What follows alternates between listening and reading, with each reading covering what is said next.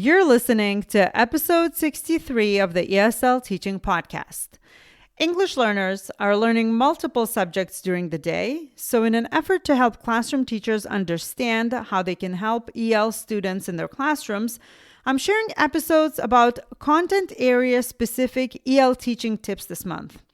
Over the past couple of episodes, we talked about what you can do when you get a newcomer student in your regular education class. Tune in to episode 61 to listen to that one.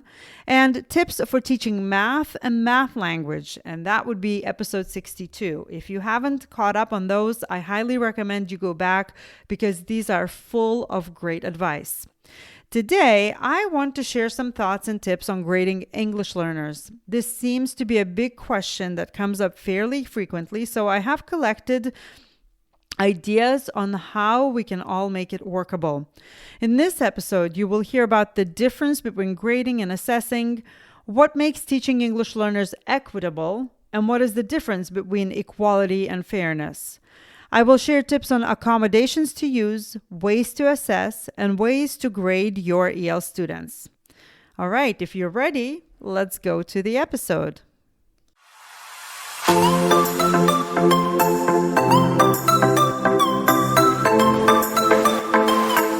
Hello and welcome to the ESL Teaching Podcast. I'm your host, Yeva Groslis, otherwise known as simply Yeva, and I am so thankful that you tuned in. I'm looking forward to sharing both my knowledge and experience on this podcast, as well as that of my fellow teachers. Hello, everyone. Let's talk about grading English learners. In the world of EL teaching, there are two big questions when it comes to grading. How do I grade students in my ELD classes? And how do we grade students in mainstream classes? Since we have been talking about helping English learners in the mainstream classes this month, I would like to chat about the second question in greater detail. First of all, there are a couple of terms that we use frequently in education. The first couple is grading and assessment. Now, how do we differentiate between the two and which one do we focus more on? I know it might sound silly to you that I'm even asking this question, but let's pause here a minute. Grading is a low form of communication between the teacher, student, and parent. It has been a tradition we all grew up with and are now doing as part of our job as teachers. Yet, how do we know how much better is a letter grade B versus a letter grade C? Or what is the difference in knowledge between a student who earns 81% B versus a student who receives 79%, which is a letter grade C? Now, how do we measure making progress, approaching standards, and something like that?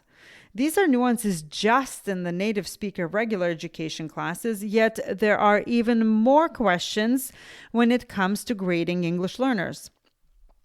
For example, how do we know that students are learning what we're teaching them? What is the line between language and content? What is the process that we can implement to help them progress in what we're teaching? Assessment, on the other hand, is a different type of communication, and it happens mostly between the teacher and the student. It can be initiated by either, and it provides an opportunity to go on a learning journey with the necessary adjustments along the way. So yes, giving a grade is necessary since we haven't come up with an alternative yet, but one thing is clear. Grading should be flexible, not a rigid formula, and definitely not a surprise. But providing assessments that match the learning are essential and will allow you to see progress in real time, not to mention, they will be a more accurate measurement of the student's actual learning. In turn, this allows you to grade more accurately. Now, which brings us to key points. Content has to be made accessible for English learners. You can't assess a student if you haven't given them a chance to learn. And the second one, students cannot be retained or penalized because of the fact that they're learning English and are not making the same progress at the same speed as their native speaking peers. One of the biggest challenges that educators face in this area is the fact that although there are clear guidelines from the federal government that high schools must make a pathway for someone who enters as a newcomer beginner to be able to graduate within 4 years and to be successful in standard instructional program, there clearly is little guidance as to how this can actually be implemented, especially if you are a teacher in a district that does not have a large population of English learners. So this is where the differentiation becomes truly essential. There has to be differentiated instruction and differentiated grading for English language learners. The second pair of words frequently thrown around in education is fair versus equal. So when we treat people fairly, we treat them based on their needs. This does not always mean it will be equal treatment, though. Equality means treating everyone the same. So you likely have seen at least one of the illustrations of fair is not equal, but since it's a podcast, I would like to try to tell you what it would look like in a picture instead of showing it to you in case you haven't seen it.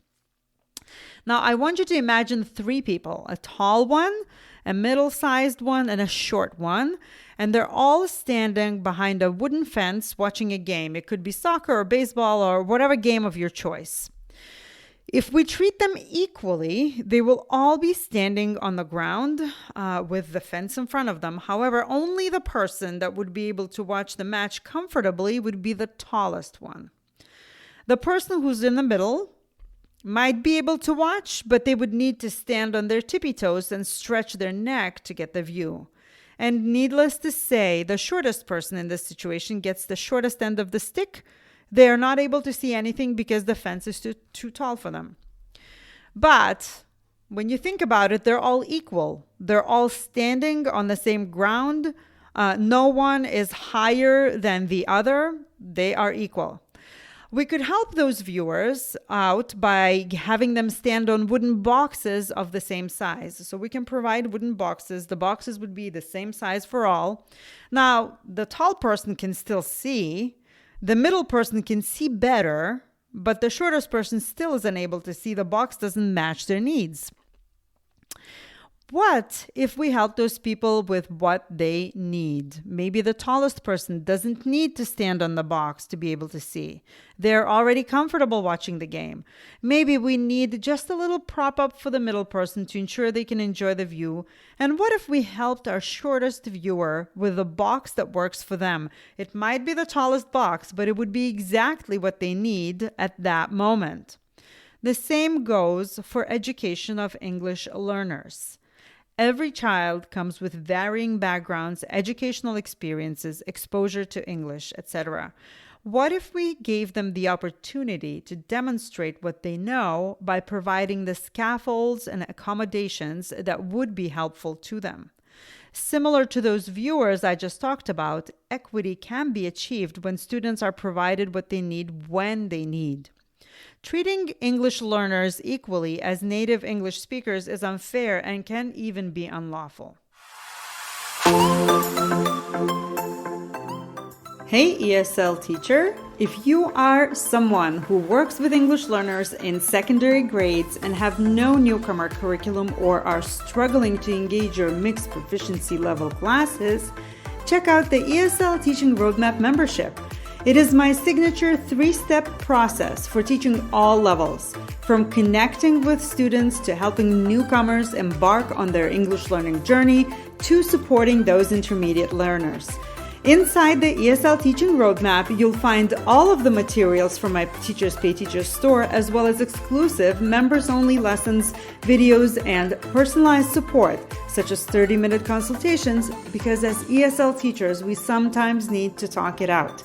To find out more about the ESL Teaching Roadmap, go to www.simplyeva.com/roadmap. That's www.simplyeva.com/roadmap. And I cannot wait to see you inside. Now that we got the background knowledge out of the way, I would like to leave you with some practical tips on how ELs can be graded, assessed, and taught in the mainstream classroom. So there are 3 steps in this process. The first one has to do with teaching itself. The second one is assessment. And the third one is what grades to actually assign. So let's start with teaching. And number 1 is provide accommodations. We hear a lot of words of accommodations every day in our school, in our classrooms, but what does that really mean? So I'll give you some examples of what accommodations and what scaffolds you can give to your English learners. For example, you can allow the students extended time to process information and to respond to questions. You can also accommodate by building background knowledge about the subject through home language materials, such as articles, videos, and summaries. I keep going back to social studies, but if you are teaching, for example, middle school or high school, and even elementary, whenever it comes to any type of history, especially U.S. history, the students who are new to American culture typically don't have a lot of background information or as much background information as native speakers. And this is a great, great place to give them the necessary background knowledge that they need to succeed in your class. You could also pre-teach vocabulary. I talk about pre-teaching a lot on this podcast and a lot on my social media. What that means, what that looks like, it could be specific vocabulary related to your content area.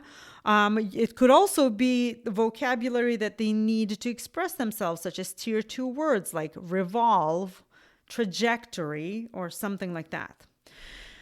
You can also provide sentence stems or frames and word banks so the students are able to respond, to fill out the worksheets if you give them worksheets, to respond to their friends or to you, basically giving them language support to show and demonstrate. And you could speak at a slower rate, and it doesn't have to be in front of the classroom if that does not feel comfortable for you. But when you are with the student, make sure that they understand what you're saying, and you can say it slower in different words, maybe use shorter sentences. The second tip is for assessment. And it goes as like this. Use a variety of ways to assess based on what the student has learned, is able to do, and on their strengths. So it's very important not to grade language. If you're working on writing, make sure you're only looking for what the student has learned up to this point. There will be spelling, grammar, and vocabulary gaps, no doubt about that. And these should not be graded or assessed. Unless you were working on a particular grammar structure and the student has practiced. Always collaborate with the ESL teacher to determine the grading tier. Which brings me to the third tip, which is the actual grading. So I have asked teachers in multiple ESL teacher Facebook groups for their advice and experience in grading EL students in the mainstream classroom, and I have collected the following tips. They are by no means a complete list, but this is what happens very frequently in classes. I think the fact that there is little guidance on how to do it leaves different teachers and districts in different places. But let's get into this, and I will share what I know. And if you have any ideas and if you have any insights, I would love to hear from you, and maybe we can do another episode on grading. So one of the most important tips is if you are a WIDA state, follow the can-do descriptors. They really will be your saving grace in helping you understand what your student is capable of language-wise at their proficiency level. So for newcomers, you could use a pass-fail grade, and you can give the student a passing grade if they do something like they're prepared for class with the necessary materials. Maybe they give an attempt to do some work. For example, you provided accommodations. Maybe you gave them some background information in their first language. Maybe they wrote a diary in their first language. Okay, so they try to do the work, and in the classroom, that could be a pass. Also, if they, for example, use reference materials. So let's say you're working on a particular topic. So maybe you want them to know vocabulary and you assign them to work on vocabulary sheets, or maybe create word walls or do like Google Translate. These would be activities for a passing grade.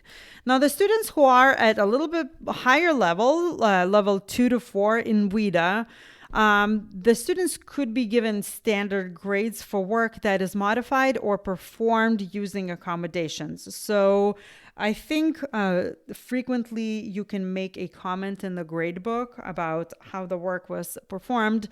But examples of such work include, but are not limited to, for example, assessments read aloud. You can provide word banks, reduce the problems or steps because of linguistic complexity.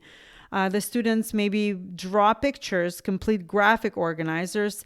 And again, these should be created in collaboration between you and the ESL teacher, sharing the knowledge, because the two of you are experts in each respective field. And I think everyone benefits when the collaboration happens. And again, you look at the grade level appropriate can-do descriptors, and then you will be able to know what you should and should not expect from students as a result of their proficiency. So maybe you don't need to grade everything for these students, intermediate students, but just what work they did. So if they learned vocabulary and you have a vocabulary quiz, for example, or vocabulary practice, you could grade that.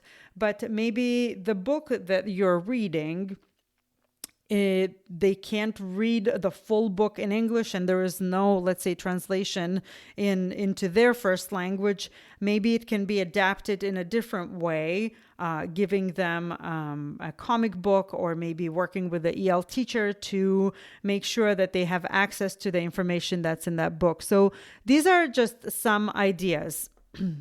And then students who are at an upper intermediate levels and above, should be given standard grades, but that doesn't mean you shouldn't check in with them to ensure that they have what they need, because language takes a long time to sink in, especially academic language. It's upwards to 5 to 9 years, and a lot of older students don't have that time.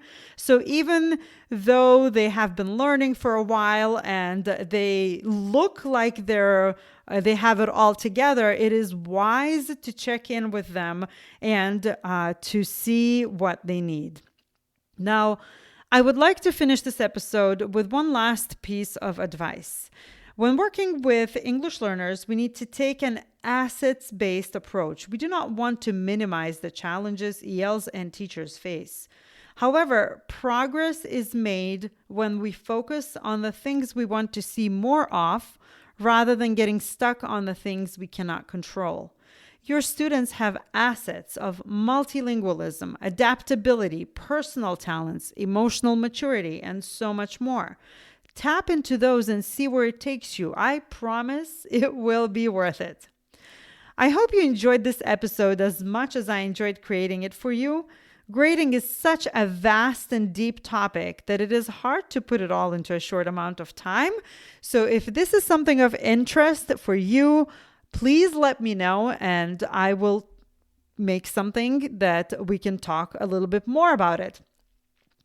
As a short recap, here's what we talked about. What grading is versus what is assessment. We dove into equity and fairness, as these are the topics that are extremely important, not only when it comes to teaching multilingual learners, but all students. And I shared some tips for you to implement assessment and grading into your classroom right away. Now, let us know what you thought of this episode. We always love to hear from our listeners. Leave a review wherever you listen to the ESL Teaching Podcast or by sending me a message on Instagram. As always, my mission is to help as many teachers of English learners as possible and make your life easier by providing you with actionable teaching tips, ready-made resources, and meaningful coaching. Thank you for listening, and until next time. Thank you for tuning in to today's episode. If you loved what you heard today, be sure to do 2 things. First, make sure to subscribe to the ESL Teaching Podcast so you don't miss an episode. And second, leave a positive review wherever you listen, on iTunes, Spotify, or any other platform. Positive reviews will improve the chances of this podcast to be discovered in the feed and help our fellow ESL, ELL teachers. And of course, there's a third thing. If you aren't following me on social media yet, come join me on Instagram at SimplyYevaESL, Facebook, Simply Yeva, or connect with me on my website, simplyyeva.com. Thanks again, and until next time.